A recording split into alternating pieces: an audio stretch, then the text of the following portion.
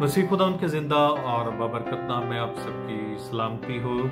और जिस तरह से हमने गुज़श्ता आयाम में खुदा के मुक़द्दस पाक कलाम में से नए अहदनामा में से मुख्तलिफ किरदारों की ज़िंदगी के बारे में गौर किया, तो आज एक ऐसे शख्स की ज़िंदगी पर गौर करेंगे जो कि अंधा था। और बाइबल मुक़द्दस में बहुत सारे ऐसे लोग मौजूद हैं जो कि जिनके पास आँखों की बीनाई ना थी और वो अंधे थे। जिस तरह से हम देखते हैं कि दो अंधों का जिक्र हमें मिलता है मत्ती की इंजील 9वें बाब में, और यरू के दो अंधों का जिक्र मिलता है हमें मत्ती की इंजील 20वें बाब में, और फिर एक और अंधे और गूंगे शख्स का जिक्र मिलता है मत्ती की इंजील 12वें बाब में, और बैतसैदा का एक अंधा था जिसका जिक्र हमें मरकस की इंजील 8वें बाब में मिलता है, और बरतलमाई का जिक्र जिसके बारे में आज हम गौर करेंगे। तो आज उसकी ज़िंदगी में से सीखेंगे कि उसकी ज़िंदगी में से हम क्या सीख सकते हैं, और उसके अलावा जन्म के अंधे के बारे में हम कलाम मुक़द्दस में से कुछ दिन पहले गौर कर चुके हैं। तो ये बाइबल मुक़द्दस के वो लोग हैं जिनके पास बीनाई ना थी, लेकिन खुदा यीशु मसीह के पास आने से, खुदा यीशु मसीह के उनकी ज़िंदगी में आ जाने के वसीला से उन्होंने अपनी आंखों की रोशनी वापस हासिल की और खुदा यीशु मसीह ने उन्हें शिफा बख्शी। तो आज हम गौर करेंगे खुदा के मुक़द्दस पाक कलाम में से बरतलमाई के बारे में, और जिस तरह से नबीना लोगों के बारे में उस वक्त के दौर में ये कोई काम नहीं था, क्योंकि बनाई ना होने की वजह से ना लोग होते थे, उन लोगों के लिए कोई काम काज नहीं था और मोस्टली वो भीख मांगा करते थे। और हम देखते हैं कि ये जो तमाई है, और हमें इसके बाप के नाम के बारे में पता चलता है कि बाप का नाम तमाई था, और बरतलमाई यानी उसका बेटा यानी तमाई का बेटा बरतलमाई। और बाइबल मुक़द्दस में इस मौज़े को हम मत्ती की इंजील, मरकस की इंजील और लूका की इंजील में भी पढ़ सकते हैं। तो मत्ती की इंजील 20वें बाब में, मरकस की इंजील 10वें बाब में और लूका की इंजील 8वें बाब में हम इस शख्स के बारे में पढ़ सकते हैं। तो इस शख्स के बारे में तारुफ आपके सामने बयान करना चाहता हूँ कि ये जो शख्स था ये यरू की राह पर बैठा हुआ था जब खुदा यीशु मसीह वहाँ से गुजरे। और जब इस शख्स ने बहुत सारा शोर सुना तो इसने लोगों से दरियाफ्त किया कि क्या हो रहा है। तो लोगों ने उसे खबर दी कि यीशु नासरी जो है वो जा रहा है। अब इस शख्स ने रिएक्ट किया है कि ये शख्स चिल्ला उठा। अब चिल्ला उठना जो है वो ऐसा रवैया है जिसमें इंसान चीखना शुरू कर देता है बुलंद आवाज़ के साथ। तो ये शख्स जो है जैसे इसने सुना कि यीशु नासरी यहाँ से गुजर रहा है, तो इस शख्स ने फौरन से ऊंची ऊंची चिल्लाना शुरू कर दिया कि ए यीशु, ए इब्ने दाऊद, मुझ पर रहम कर।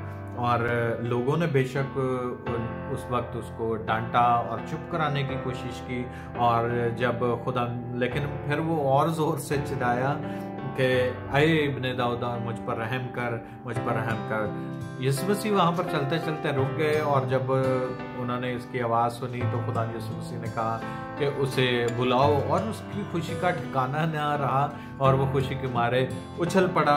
और खुदा यीशु मसीह ने उससे कहा कि तू क्या चाहता है कि मैं तेरे लिए करूं।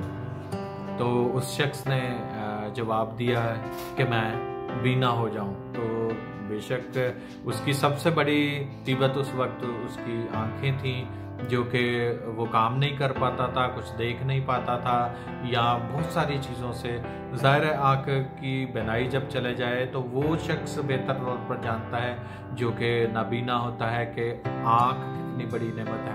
हम आंखें रखते हुए हमें शायद इस नेमत का आइडिया नहीं होता कि ये किस कदर बड़ी नेमत है, लेकिन जिसके पास नहीं होती उसके लिए हर चीज़ करना जो है वो बड़ी मुश्किल हो जाता है। तो ये उसकी ज़िंदगी में एक बड़ी मुसीबत थी, जिसके लिए वो जब उसे पता चला कि खुदा यीशु मसीह यहाँ से गुजर रहे हैं, तो शायद खुदा यीशु मसीह के बारे में सुन रखा था, खुदा यीशु मसीह के मौजज़ात के बारे में जानता था कि वो बड़े बड़े मौजज़े करता था, उससे और कुछ उम्मीद तो ना थी कि वो ठीक हो जाए। लेकिन जब उसने यीशु के बारे में सुना है तो उसकी उम्मीद जागी है और वो भाग खड़ा हुआ है, और उसने खुदा यीशु मसीह को बुलंद आवाज़ से पुकारना शुरू कर दिया कि इब्ने दाऊद, मुझ पर रहम कर। अंजील मुक़द्दस में जितने भी हमें अंधे शख्सों का जिक्र मिला है, सिर्फ इसी अंधे के नाम के बारे में हमें पता चलता है कि ये बरतलमाई था। और जिस तरह से हम मत्ती की इंजील 20वें बाब में देख सकते हैं कि 2 अंधों का जिक्र वहाँ पर हमें मिलता है। तो बाज़ उलमा की ये राय है कि ये 2 अलग अलग मौजज़े हैं। मत्ती और मरकस में जो मौजज़ा हुआ वो फ़र्क था, और जो मत्ती में हुआ वो फ़र्क था, और जो मरकस में हुआ वो फ़र्क था। खैर, हम इस बारे में ज़्यादा तफसील में नहीं जाएंगे, लेकिन बहुत सारे मुफस्सिरीन ये भी कहते हैं कि उस वक्त 2 यरू मौजूद थे। एक रोमी सिटी में यरू आता था और एक यरू शहर था, और दूसरा रोमी शहर यरू था, जिनके दरमियान तकरीबन 1 मील का फासला था। तो ये सारी चीज़ें तो हैं हिस्टोरिकली, ये सारी चीज़ें तो हैं जोग्राफियाई, लेकिन हम ख़ास तौर पर गौर करने वाले हैं उसकी ज़िंदगी पर।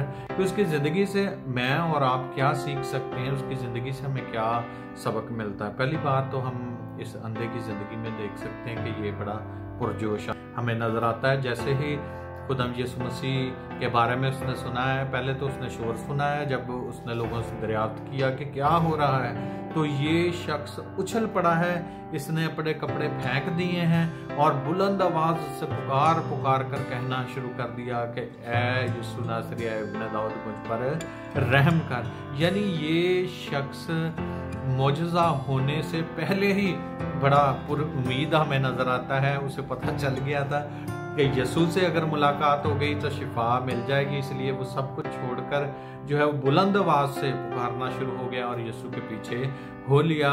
और लोगों ने बेशक उसको चुप कराया है, लेकिन वो शख्स जो है वो पुकारता रहा, और यहाँ तक कि खुदा यीशु मसीह वहाँ पर चलते चलते रुक गए, और खुदा यीशु मसीह ने कहा कि इसे मेरे पास लाओ या बुलाओ।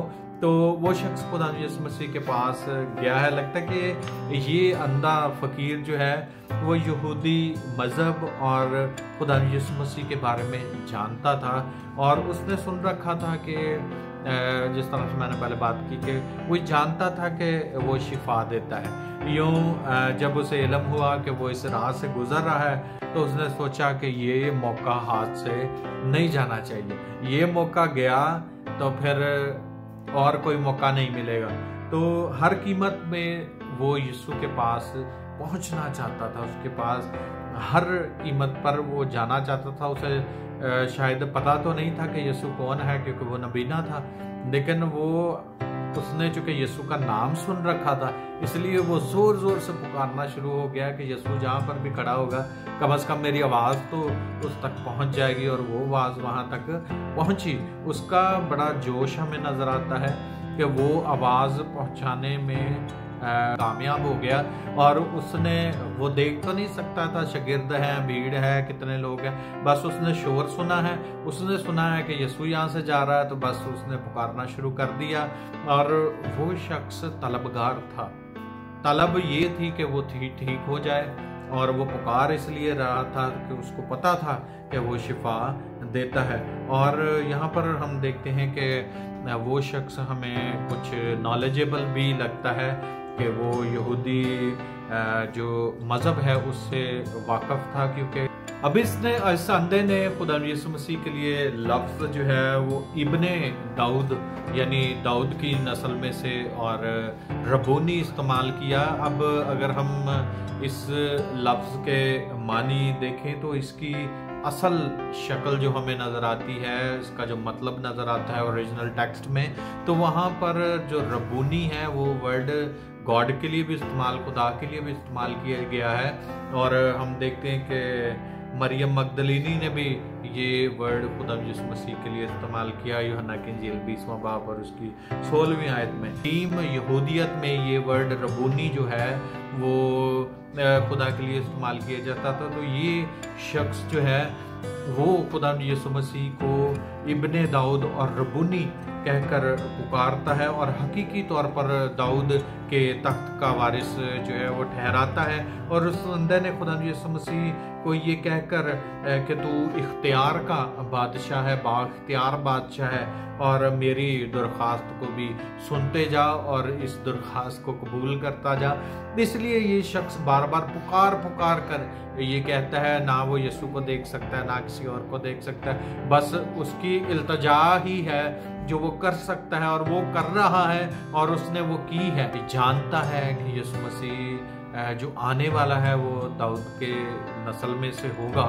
जब उसने ये तमाम बातें सुन रखी हैं और उसने शायद लोगों से ये भी सुन रखा था कि वो कैसे कैसे मुआजिज़ात करता है, तो मुकम्मल ईमान था उसका खुदा यीशु मसीह पर। जब यीशु मसीह उस राह से गुजरे तो वो अपने चादर वादर सब फेंक कर खुदा यीशु मसीह के पीछे हो लिया और खुदा यीशु मसीह को पुकारना शुरू कर दिया, जो कि उसकी उम्मीद थी, जो कि उसकी जो है वो नजात थी। तो वो अपने नजात के लिए जो है वो अपने शिफा के लिए खुदा यीशु मसीह की तरफ लपका। ज़रूरत इस बात की है जबकि हमने इस अंधे की ज़िंदगी से सीखा कि इसको खुदा यीशु मसीह की तलब थी, इसको चाह थी, उसने खुदा यीशु मसीह के बारे में सुन रखा था, और पर बगैर देखे वो शख्स खुदा यीशु मसीह पर ईमान ला चुका था कि शख्स मुकम्मल तौर पर खुदा यीशु मसीह को जो है वो नजात दहिंदा कबूल कर चुका था। और ये शख्स जब इसने खुदा यीशु मसीह के बारे में सुना तो वो खुदा यीशु मसीह के पीछे हो लिया। जब उसकी ज़िंदगी में खुदा यीशु मसीह आ गए और ना सिर्फ उसकी दुनियावी आंखें खुल गईं बल्कि उसकी रूहानी आंखें भी खुल गईं और वो खुदा यीशु मसीह के पीछे हो लिया। आज मुझे और आपको भी ज़रूरत है कि यीशु को तलाश करें। अगर हमें रूहानी बिनाई चाहिए, अगर हमें दुनिया की ज़रूरियात की चीज़ें हमें चाहिए, तो हमें यीशु के पीछे भागने की ज़रूरत है, ना कि औरों के पीछे। जब हम यीशु के पीछे भागेंगे तो यीशु खड़ा होकर आपको शिफा देने के लिए तैयार है, यीशु खड़ा होकर आपको बरकत देने के लिए तैयार है। जिस तरह से अंधे ने खुदा यीशु मसीह को पुकारा है तो खुदा यीशु मसीह रुक गए और खुदा यीशु मसीह ने कहा कि इसको बुलाओ। तो आज मैं और आप अपनी ज़िंदगी पर गौर करें कि क्या हम दुनियावी ज़रूरियात के लिए यीशु को पुकारते हैं, क्या हम रूहानी बिनाई हासिल करने के लिए यीशु को पुकारते हैं, क्या हम जो है वो अपनी ज़िंदगी में बरकतों के लिए खुदा यीशु मसीह के पास आते हैं। तो अगर हम पुकारेंगे तो वो जवाब देगा।